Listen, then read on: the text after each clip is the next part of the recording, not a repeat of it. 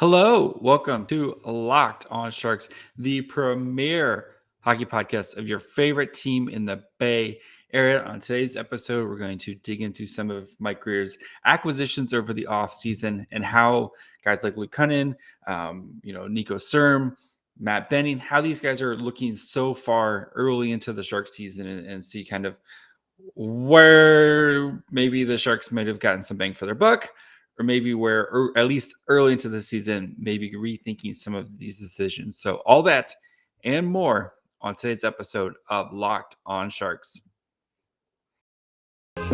You're Locked On Sharks, your daily podcast on the San Jose Sharks. Part of the Locked On Podcast Network, your team every day.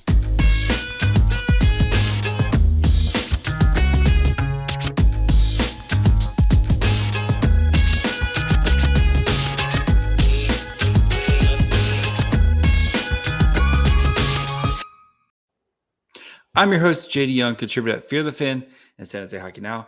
I want to thank you for making Locked On Sharks your first listen. We are free and available wherever you get podcasts. And of course, you can watch this on YouTube as well.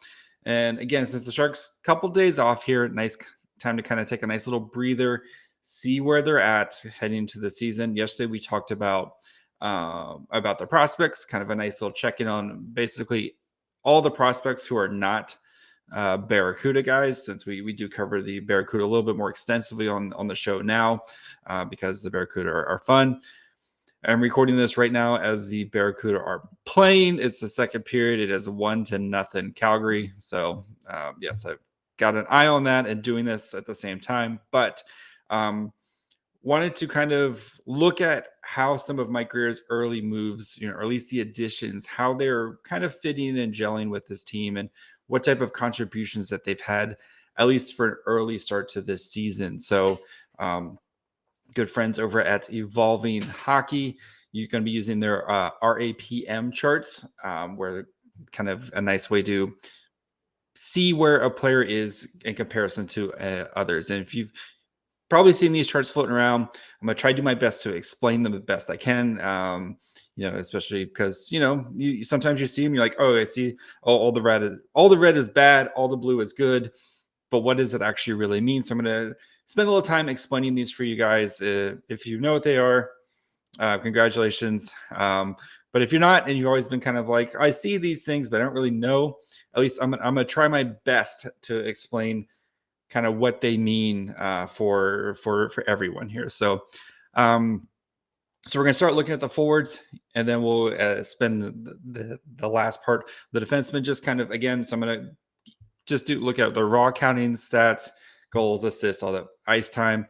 Going to look at some of their fancy metrics, and then how just kind of my thought on early into this season, where they are kind of at. So let's go ahead. If you're watching on YouTube, there's a nice, I'm going to have the charts up, but I'll try my best to explain them for you as well, in case you're listening. So let's get these bad boys up here right now. So we're going to be starting with Luke Kunin. Is it Kunin? I still screw up. Luke Kunin.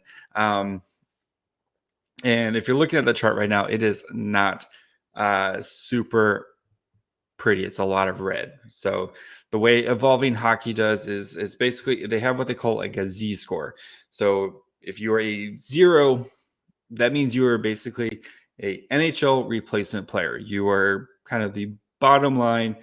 You're an NHL player, but you're the bare minimum, right? You're almost like a minimum wage guy, like a job, like anybody who's, and we've all worked with people like that, where it's like they're just a guy. That is your Z score basically says you are a minimum wage kind of quote unquote minimum wage type of guy, right? You're an NHL, a replacement level NHL player. Think of the perfect example for this is Marcus Sorensen, right? Played with the Sharks for a long time. He would have some nights where he would pop, but for the most nights, Marcus Sorensen came in, he played on the third line, and you barely, for the most part, you kind of barely noticed that he was out there. So Marcus Sorensen is like, if you look at his stats, like his analytics, he's like the NHL replacement level guy. Like you could just swap him out with a bunch of different guys and you probably wouldn't really notice the difference, right? So the way Evolving Hockey has this is they have different categories. So for even strength, and then look at power play. For even strength, you're going to have your goals for per 60. So this is how much offense you are actually producing during this time. Then you have your expected goals for per 60. So this is how much offense you should be producing with what you're doing. Your Corsi for per 60. This is how many shot attempts you take. Doesn't have to hit the target. It can be blocked, whatever. And then you have your expected goals allowed per 60. So this is kind of your defensive metrics. How well are you doing as a good job of keeping the other team from producing expected goals, right? Then you have your Corsi allowed per 60, which is how are you doing at keeping the other team from getting shots on goal. And then for the power play, it's goals for per 60, expected goals per 60, and your Corsi for per 60. So, and then they have these Z scores. So it's your little jumps, right? For them. So kind of like, it's kind of a big, it's kind of a big like deviation of like, okay, you're kind of like the net one jump up.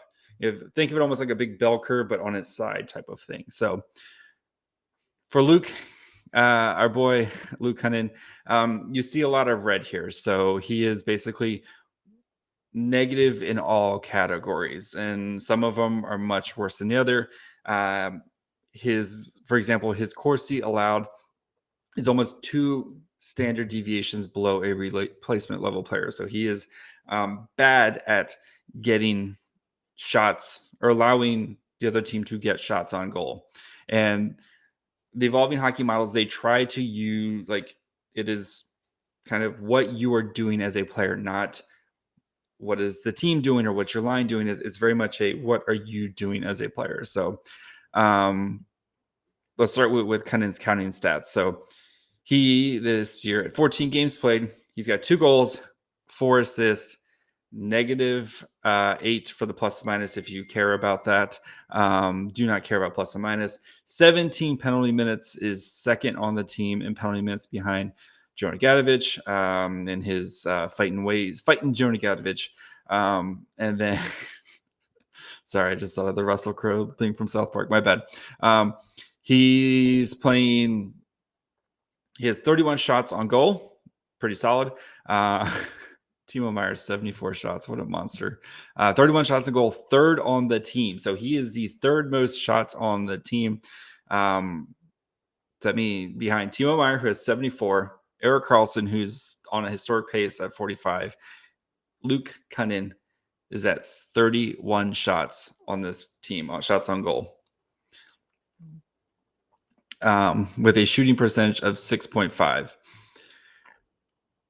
Average time on ice for Kunin, 16-17 a night.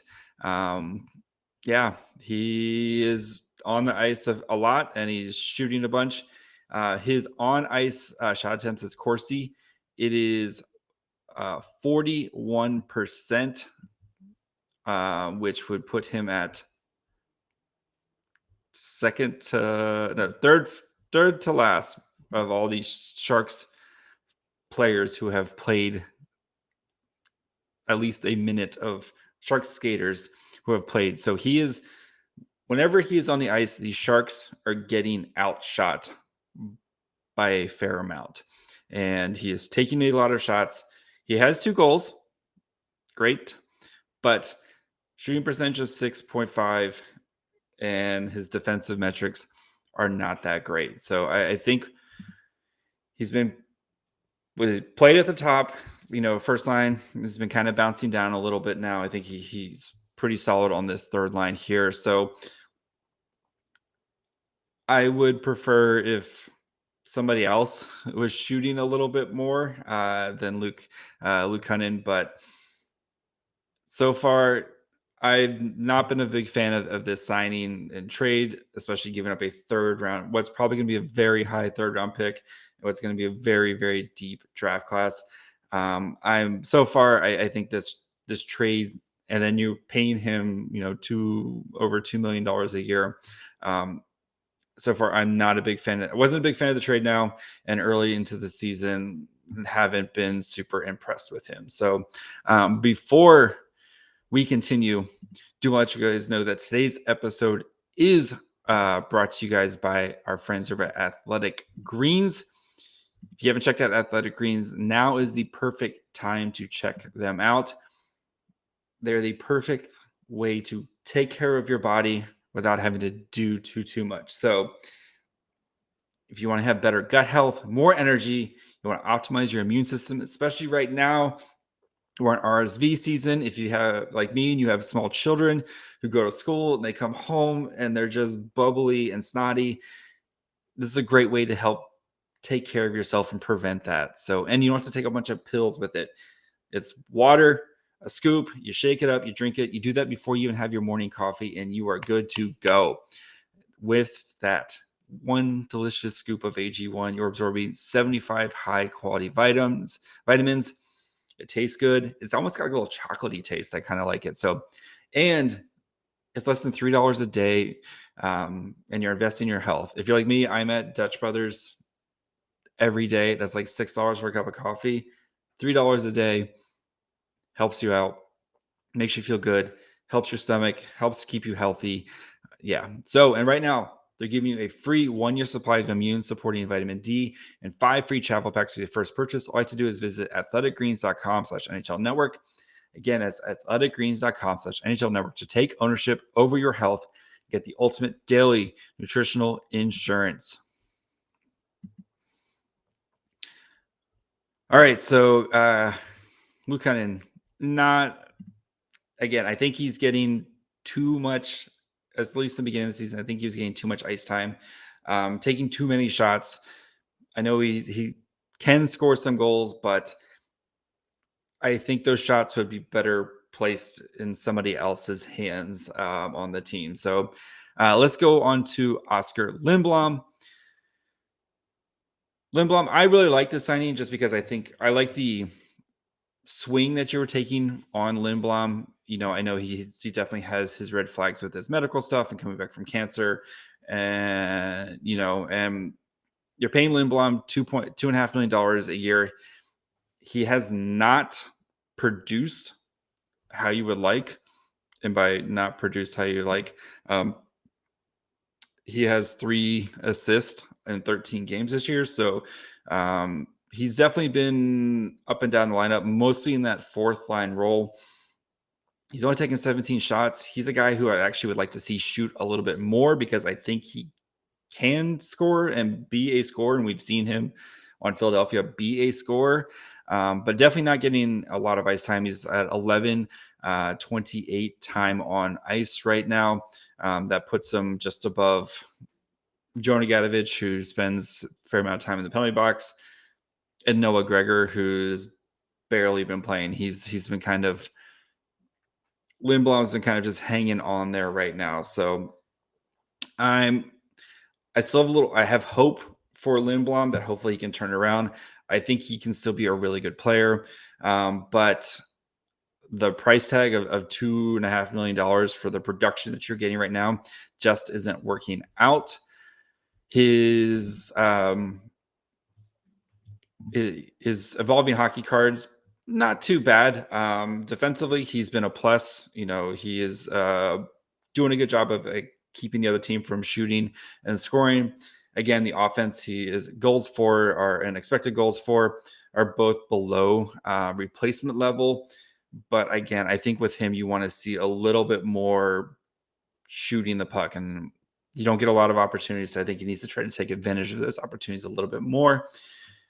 Power play, he's only gotten 12.5 minutes, which is kind of surprising because, again, it's not like the Sharks have a plethora of offensive talent, but we've seen with the Sharks power play where they are very much relying on that top unit where they're going to get a minute to 90 seconds on a typical power play to try to produce something, and then the other guys are kind of fighting for the scraps there on the power play. So Lindblom right now, you have to say the signing isn't working out super great, especially the 2 years, $2.5 million. hopefully he can kind of find his role. I think he's a good third line guy.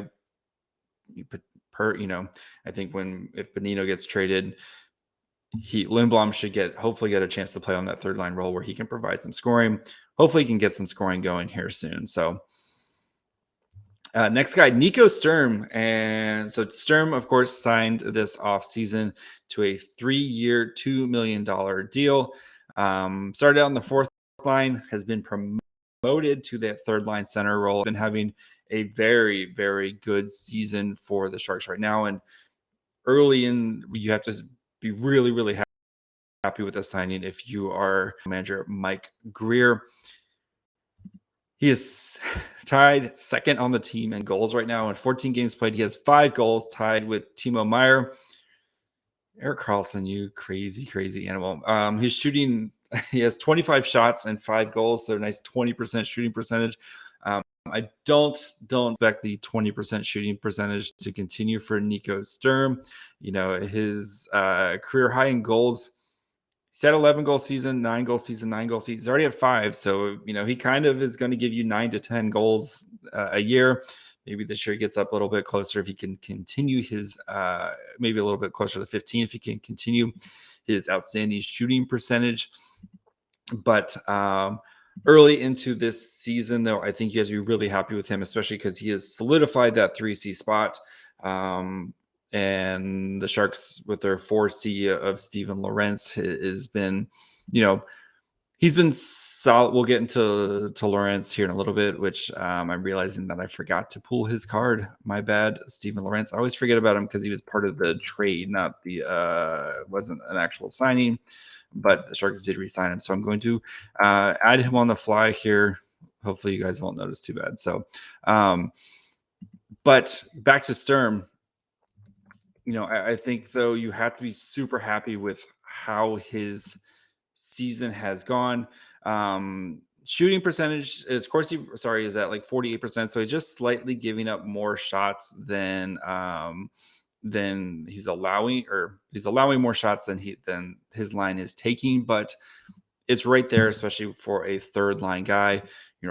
Started as a fourth line guy, and I think his lines have been very, very solid.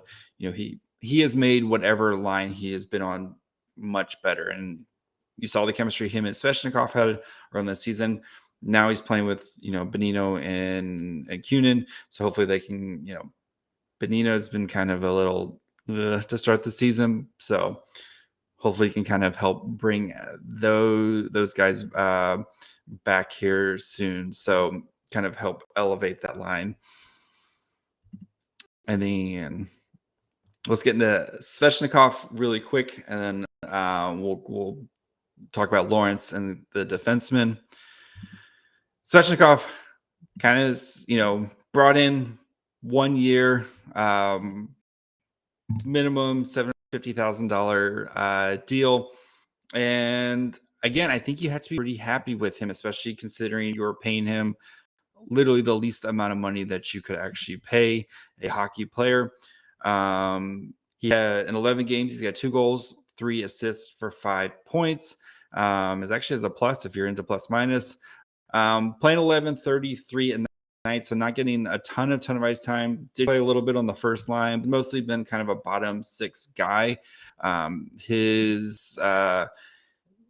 Looking at his stats here, or his evolving hockey card, he has been plus goals for, so he's producing more goals than you would actually expect.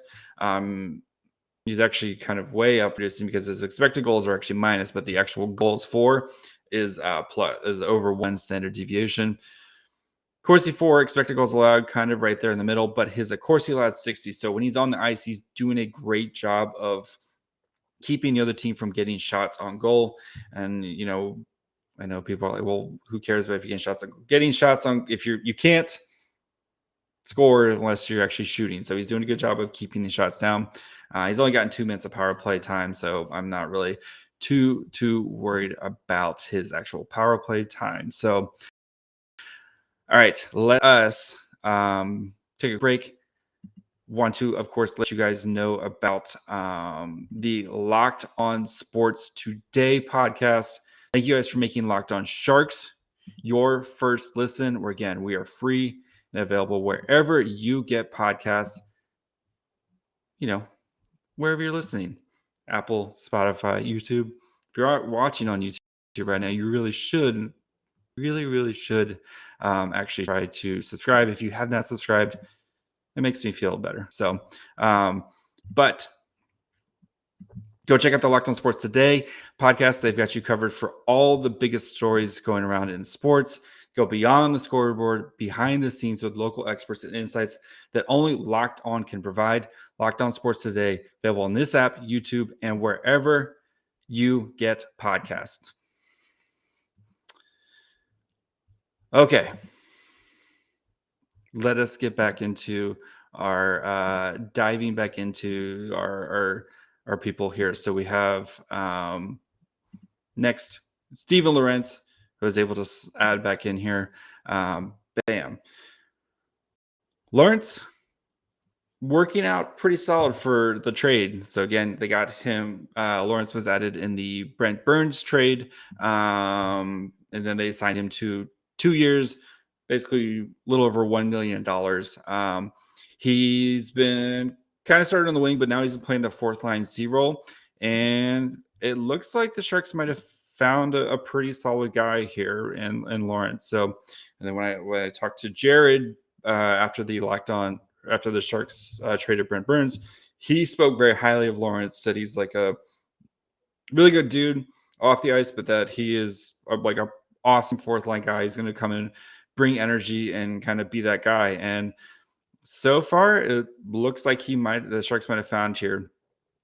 Does have a goal, 2 assists for 3 points so far, playing 35 time on ice this year.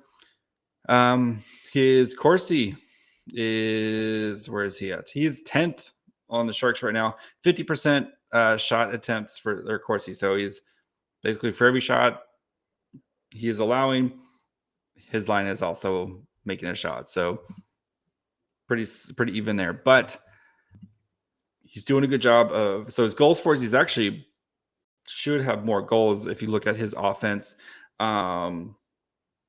should have more goals, right? He's actually 1 standard deviation below, but expected goals for, he's actually like a 1.5 standard deviations above a replacement player. So he's doing a good job of driving offense. He just has not gotten the results that you would like. Corsi 4, again, he's a little bit, about half a standard deviation. Corsi 4, Corsi allowed about half a standard deviation. So more event hockey. Expected goals allowed about 1 standard deviation above. So he is doing a good job of not letting the team score, and he's producing expected goals. They just have not gone in. So, I think the Sharks will be really happy with getting Lawrence back. Makiniemi, I think, is, proving to be, I think he's going to be a pretty solid goaltender. But you did have to give up Brent Burns. So, all right, let's get to the defenseman, Matt Benning, which I was a little surprised to see this one.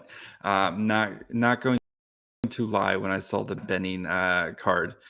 So Benning, he's been playing second pairing defenseman, usually with Vlasic. Then you've had the Shimek Ferraro at the bottom, but he's been kind of playing that shutdown role for the Sharks with Vlasic. 14 games played, 1 goal. Did get his first goal the other night. 2 assists, 3 points. 18 minutes of time on ice for him. His Corsi 4, 48%. So kind of the same with like the Nico Sturm range. But defensively, his expected goal. So Matt Benning's not providing you offense. If you sign Matt Benning to try to provide you offense, I don't know what you're doing there. Goals for per 60, he's below 1 standard deviation. Expected goals per 60, he's kind of a little bit below, 0. And the same thing with the Corsi 4 per 60, a little bit below. So Matt Benning's not providing you offense. That's not what his job is to do on here. But expected goals allowed, almost 2 standard deviations. So Benning has been doing a great job of keeping the actual goals out. And I think The problem is we have the low light reels of him getting turnstiled, and we were probably all thinking of the same one where he, just right down the middle gets turnstiled. And that's what you think of, right? You just think of that, but you don't think of all the little things that he does right. You just think of the one bad thing. And it's kind of the same thing with the Erik Karlsson thing where you think, oh God, Erik Karlsson's really bad defense, but you're just thinking of the worst possible moments of him getting turnstiled or, not able to make a play or not able to make a poke check or going for like the lazy defensive play type of thing. So, but Benning, he's been a solid defensive defenseman for the Sharks. It actually has 8 minutes of power play time. Please don't put Matt Benning on the power play. No, I know the Sharks have very limited options on that. I would like to just see Radim Šimić. The dude can at least has a cannon and he can just fire shots, but please don't put Matt Benning on the power play anymore. But again, the one thing with Benning is you do have the 4-year contract, 4 more years, baby, Matt Benning, but it's $1.25 million, and you can, if you need to, you can bury that in the AHL, and I think you can actually bury like the whole contract in the AHL if he passes 2 waivers. So he's a perfectly cromulent defenseman. He will be fine. If he's on a better team, he's probably your bottom pair defenseman. And if you're paying, he's making a little bit over $1 million. So, and again, if you need to waive him, send him down to the Barracuda at some point, you can do that, and you're not going to have any cap ramifications for that. So 4 years, though, is still a very long time for Matt Benning. And then last but not least, Scott Harrington. Added him on here because he actually has played games. Marcus Nudavara also signed, but had played one. I think he played one preseason game, and that was it. But yeah, Scott Harrington has played a couple games here where I lost him. He's played 2 games, does have an assist in that time, 15:48 time on ice. He is making the vet min of $750,000. He is your 7th defenseman. If somebody gets hurt and he needs to come in and play, he can come in and play. Goals for per 60, just a little bit above, but he's played 31 minutes basically, so there's not really much of his Corsi allowed though in those 31 minutes is not super great during that time. He is at 38% court shot attempts, so not very, very, very tiny sample size, but not what you want to see in that time. So yes, I think overall for General Manager Mike Grier, you have to be really happy with the Lorentz trade and signing. I think Lorentz is working out really well. Svechnikov, who you got for free, not paying him much. He's been working out. You're probably really happy with him and his role. Nico Sturm, I think you have to be ecstatic about with what he's provided for this team. The leadership, coming from that, playing on a championship team. I think some of that kind of rubs off on you. And I know the Sharks are not competing for a championship, but just kind of doing that rubs off on you. And he's really helped to solidify that 3C role, which has been a revolving door for the past, ever since Joe Thornton left. So some of the other ones, Lindblom, I think you have to be disappointed with just because of he hasn't had the production and he hasn't really claimed. You would hope that he would come in and claim one of those middle 6 winger roles that were really wide open to start the season and was not able to do that. So I think you're a little bit disappointed with that, especially with what you're paying him at the $2.5 million. You don't want to be paying a 4th line guy $2.5 million, right? That's just not good cap. It's not good cap management type thing. And then Luke Kunin, who, again, factoring in the 3rd round pick that you gave up and the prospect and John Leonard. And I very much like John Leonard, but I know exactly what John Leonard is. Probably a AHL, NHL tweener type guy for his career. Maybe come in and play a couple games here and there, but he's most likely going to be an AHL guy. but the third round pick and what's supposed to be a very deep draft, what's probably going to be a very high third round pick. And then, yeah, kind of, and he's just, I think he's being asked to do too much. And we're hopefully now that being a third line guy, maybe that can help to solidify and you can help to see those numbers kind of improve a little bit where he's not being asked to do too much, do as much as he's been asked so far early this season. So, but again, I you have to be disappointed with what you gave up and then the contract you handed out for him. So, all right, that's going to do it for me today. Be back tomorrow. Get you guys ready for the Blues game. This very intriguing game as the Blues are struggling to start this season. So, going to get you guys ready for that. Maybe look at what has happened with the Blues. This team that was kind of the model of consistency the last few years is just struggling right now. So got to get you guys ready for the Blues game. A lot of Sharks Barracuda hockey games this weekend. So we'll try to do a live thing at some point this weekend. If it's Friday night or Saturday night, we'll try to get you guys, do a live thing to react. So make sure you guys are following along Twitter, Facebook, and Instagram. That way you guys know when the live event is. So yeah, we'll do a live show this weekend on YouTube. And then listen, Apple, Spotify, Amazon Music, wherever you get podcasts, you can listen, watch on YouTube as well. Follow me on Twitter at MyFryHole. Be back tomorrow. And until then, bye, friends.